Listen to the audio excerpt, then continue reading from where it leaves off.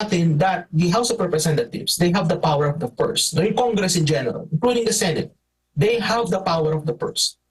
And what we're seeing right now is they're abusing this power. No? Bakit?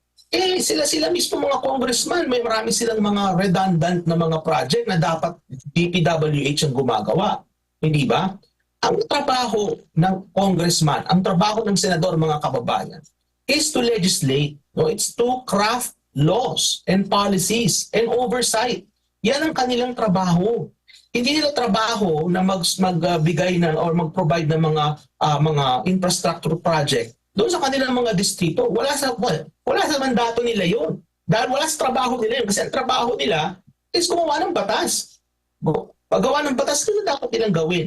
Kaya nga nakikita ko dito na sinasabi nila na yung office daw of the Vice President, merong maraming mga redundant project. Kung Admar, imbis na yung pondo